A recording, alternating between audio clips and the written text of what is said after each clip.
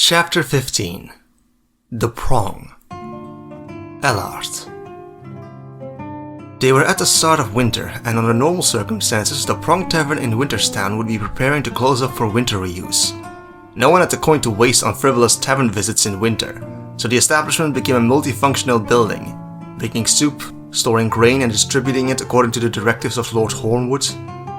Yet today the Prong had opened its doors for the many curious inhabitants of Woodstown, eager to gather and share the rumors of a dragon spotted in the north.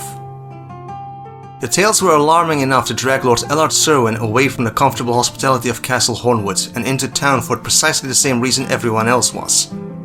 He had accompanied his closest friend, Lord Cregan Stark of Winterfell, to hear the tidings spreading like a forest fire throughout Woodstown. Rumors which would have been slow to reach them within the castle walls, so instead they'd taken a couple of guards and gone to hear the accounts from the many various sources themselves. It pushed their plans back.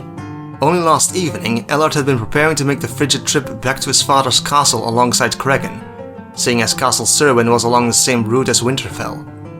It'd be nice to return home, but Ellard was not looking forward to the 4 days journey through the cold, and swore he wouldn't travel any further than Winterfell's hot springs for the remains of winter. Castle Serwyn was only half a day's ride from Winterfell, and since they were the same age, Ellard had known Cregan his entire life. One of his first memories was visiting Winterfell and getting locked in the crypts alongside his friend as a prank by Cregan's cousin Benjen. Ellard did not remember much, and he'd only known the details of what happened because he'd been retold the tale by his mother, except the vivid memory that it had been comforting to not be alone in the dark. Upon reaching the Prong, they'd been welcomed by the barman, honored to be visited by the heir to Winterfell and House Serwyn both, and cleared them the best table closest to the fireplace. Now they sat listening amused as clumsy Osric, one of Cregan's guards from Winterfell, gloried in his armor of notoriety, a first in his life.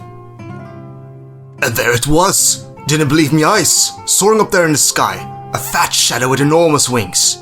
They reminded me of the wings on bats a bit, except many times bigger. Bigger than the whole of Winterfell even, I'm telling you. I'm sure it was a huge black dragon. Clumsy Osric insisted, stabbing the tip of his stubby fingers pointedly into the wooden table to make his point, and almost toppling over his goblet of water. Clumsy Osric was a tall, burly and intimidating man, but usually very shy.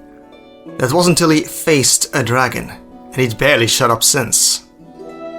Cregan allowed it though, more interested in listening to the small folk than participating in their chit-chat personally, and Osric was doing well keeping the discussion lively. The tavern hadn't brewed enough ale to accompany the unexpected influx of patrons, and had already run out of the allotted amount before noon. Despite this, the patrons made do with water and soup, since it was the gossip that drew them to the tavern, not the menu. It wasn't too different from the tavern back home, except the Prong decorated the walls with antlers of various sizes, with the biggest crowning the mantelpiece, a tribute to House Hornwood and the town itself, whose sigil was a brown bull moose with black antlers.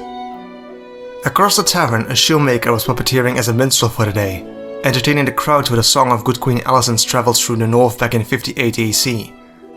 Ellard could admit the shoemaker wasn't too bad with his instrument, though his voice left much to be desired.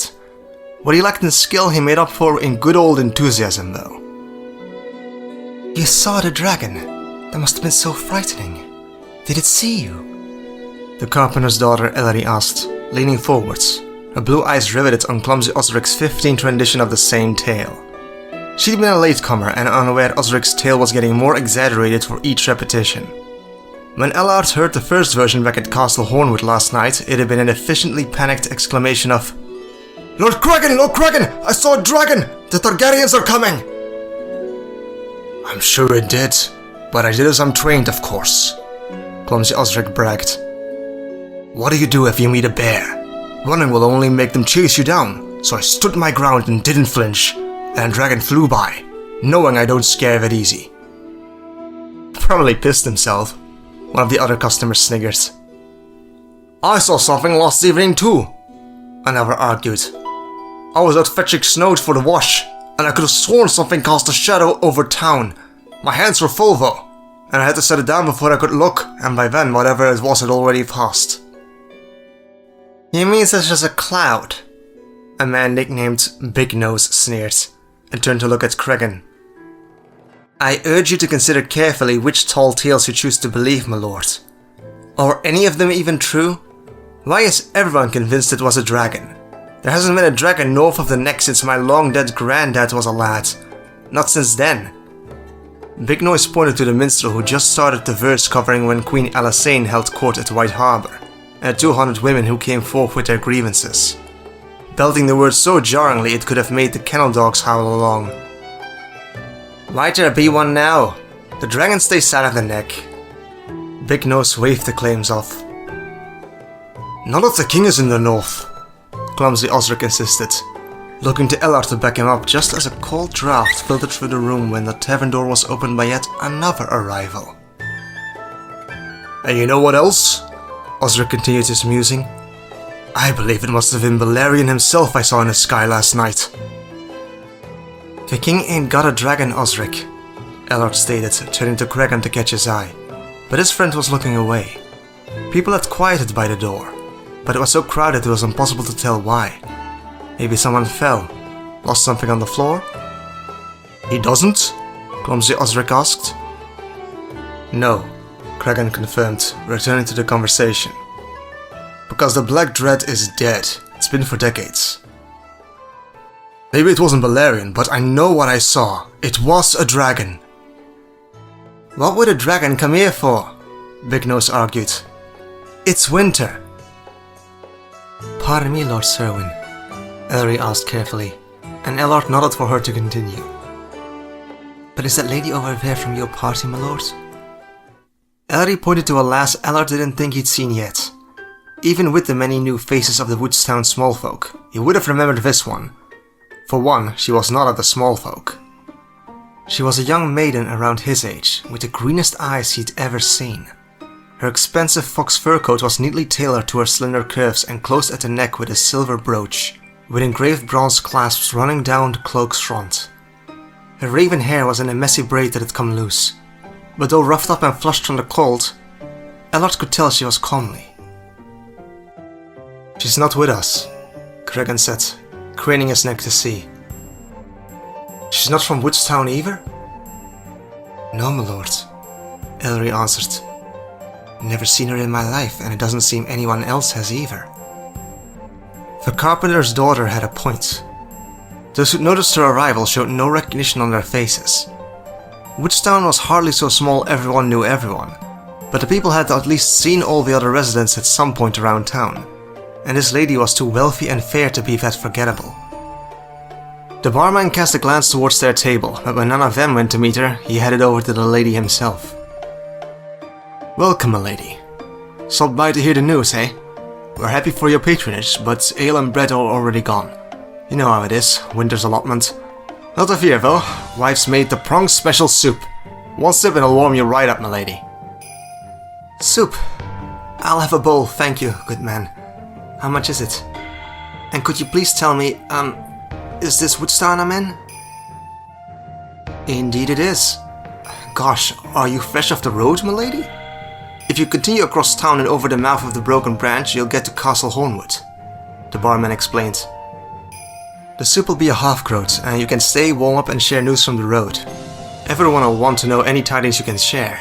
You don't get many travelers in winter, though this moon seems to be the exception. And you must have heard about the dragon. Some people here saw it with their own two eyes, milady, or so they keep insisting. The prong is where it's happening today. They saw the dragon? The lady said, reaching out to fruitlessly pat down her hair. Did you say Castle Hornwood, as in House Hornwood in the north? This town is on bare lands? Huh, it explains all the antlers. She reached into her pockets for the coin to pay the barman, but brought out too many, and had to shift through them to find a half-groat. The smooth gloves caused the gold dragon to slip from her grasp, but she reacted very quickly. Her free hand shot out and snatched the gold coin midair before it even hit the floor. Cregan caught his eye, and Ellard could tell he was thinking the same as himself. Someone needed to watch after her safety. Carelessly displaying gold dragons in full view of a tavern crowd with no guards. Nothing would happen here within view of Cregan and himself, but once she ventured outside again... Surely she couldn't be alone. Maybe the rest were delayed.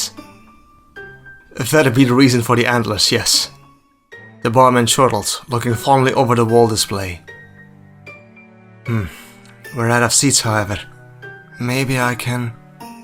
We've got seats available here! Illard called over. They didn't, but Cregan dismissed Ellery with a wave, and the carpenter's daughter got to her feet quickly to free up a spot, before he gestured for the people on the opposite side of the table to reposition. Move down the bench, she'll be more comfortable closer to the fire. Please have a seat at Lord Stark's table, milady. I'll be out with the soup in a jiffy. Thank you. Wait, Stark? But the barman had already hurried off, so the lady turned to their table. She smiled sweetly while her brilliant green eyes roamed over the people around the table in turn, before resting between Ellard and Cregan, noticing he stood out from the small folk too, while trying to figure out which of them were Lord Stark. Cregan wasn't wearing any direwolf sigils today, but she spotted Ellard's bronze brooch fastened on his collar with House Serwyn's battle axe. So by process of elimination, she curtsied to Cregan, a well-practiced thing, and came forwards. Reaching the seat opposite Cregan, she shrugged off her strange-looking backpack, dropped it carelessly to the floor next to the table, and then the rest of her southern finesse evaporated as she fell into the seat, exhausted. "Thank you," she said, removing her leather gloves and unfastening the shimmering hems on her fancy red cloak. Instead of taking it off, she left it hanging open off her shoulders, and also Ellard glimpsed the dark dress underneath with intricate bird embroiders and shimmering silk threads. Were those owls? The collar was modest, but lower than Ellard had seen women of the north wear it at any time except high summer. She had a necklace too, simple but precious, a neatly cut emerald stone set on a silver chain. "Welcome to Woodstown, my lady," Cregan said, using his best Lord Stark voice, deep and mature. Apparently, Ellard wasn't the only one to find the lady pleasing on the eye. "It seems coincidence has gathered many unlikely parties in the land of House Hornwood this week. I am Cregan Stark, and this is Ellard Serwyn, the heir to Castle Serwyn. What's your name, my lady, and what urgency could possibly have driven you to face the bitter road in winter?" Cregan glanced back over his shoulder towards the door. "Will there be more arriving?" he wondered, settling his stormy grey eyes on her with open curiosity. The girl tried to pat down her hair, a hopeless case with all the knots, but held Cregan's gaze unfazed. "No, Lord Cregan. I arrived in town by myself, though not by design. I lost my mount. Taken by the cold," Ellard assumed. "Most southern horses don't fare well in the north. Horses are the only reliable choice of mounts in this sort of weather." No, Norbert went off to find food, but then she didn't come back." The lady sighed, but didn't that just confirm Ellard's theory? The horse went off and was taken by the cold. Unusual to name a female horse Norbert though, but then the lady was very foreign. Her speech sounded funny, and foreigners had strange customs. Ellard didn't press the matter since the lady looked so put off, before she remembered her manners. "My name is Harriel Potter, and it's nice to meet you." Potter. Wasn't there a House Potter somewhere south? In the Westerlands? The Reach? Ellard couldn't remember where he'd heard the name, but was sure the lady was very far off from home. The barman returned with the soup, placing it in front of Lady Harriel with a friendly smile like in both front teeth. "Thank you," she said, and the barman had a mind not to interfere in the middle of a talk.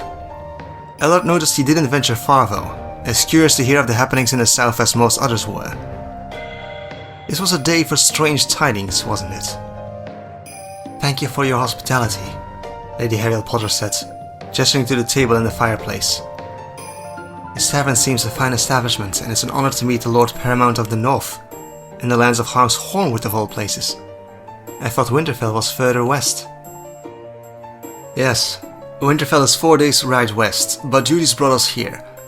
It was decided to make the journey before true winter sets in."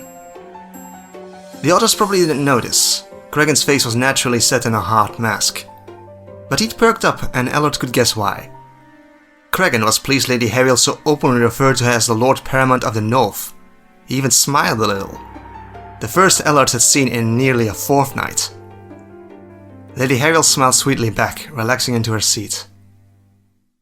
Since Cregan's father, the last Warden of the North, Lord Rickon Stark, died 3 years before when Ellard's friend was still in his minority, his uncle Bernard had taken the reins and acted as his regent in his lord nephew's place.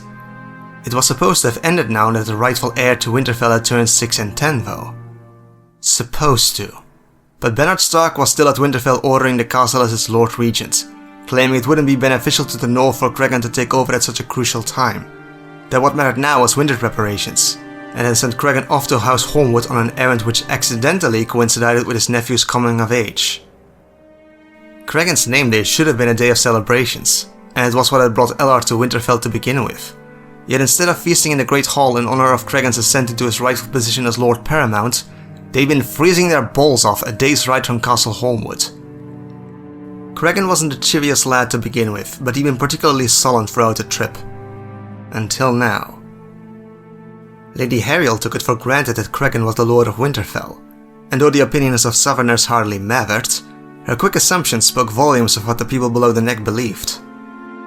"Where are you from, Lady Hariel?" wondered Cregan. "You speak common tongue well, but I've never heard your accent before." "Is it from some far southern place?" clumsy Osric added, and Lady Hariel took a striking gaze off Cregan to briefly look up at the tall guard in the seat next to hers. "Are you what's it called again?" Dornish? Ellaard guessed that was the region he was trying to name. "Yes, you're not Dornish, are you?" "She doesn't look Dornish," one of the others said, but Ellaard had quite forgotten his name. "How do you know how a Dornish look?" Big Nose said derisively. "You've never been farther than a broken branch." Lady Hariel seemed rather amused by the light bickering in Dornish theory. "I am not Dornish. I'm not from Westeros. I'm from a place called Britain, and it's far, far away, though I live down in the Crownlands."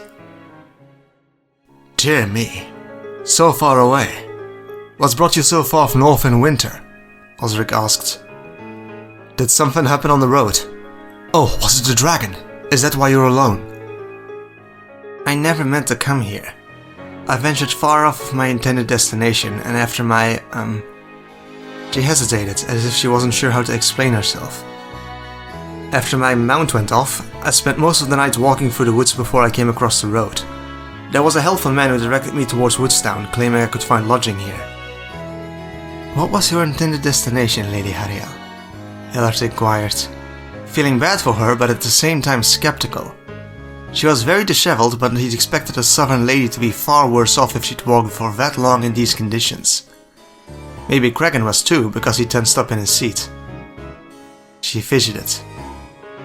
"I was heading for Dragonstone." "Dragonstone? Then you'd have better luck with a boat than a mount. Why were you traveling to Dragon?" But Ellaard was rudely cut off mid-sentence. "Surely you're not the Hariel Potter?" Cregan blurted, his sharp tone stopping the budding discussion around the table in its tracks. Ellaard wasn't sure what he meant. "When you claim to have lost your mount, are you referring to your dragon?" Cregan had not spoken quietly, and the conversation had a fair share of eavesdroppers to begin with. "I am." Of all the reactions, Hariel looked embarrassed. The dead silence spread like a cool northern wind over the crowd, and Ellaard finally recalled where he'd heard the name Potter before. The Witch of Dragonstone, they called her. A dragon rider and ward of the heir to the Iron Throne. Ellaard could barely picture the lady racing a horse, far less a dragon. Except for those eyes. Haunting they were, and all the more striking because of it. Cregan could hardly look away. Yes, maybe Ellaard could believe there was something magical about this lass, but still, he'd have to see the dragon before he'd accept it. "My dragon is not lost though. Norbert is off hunting," Lady Hariel insisted. "She always comes back though dragons sometimes keep at it for days, so I'll admit Norbert's hunt was very untimely for me. I'll make due until her return by speaking with Lord Hornwood and offer some recompensation. I'd rather not cause trouble for my dragon poaching deer from their forests."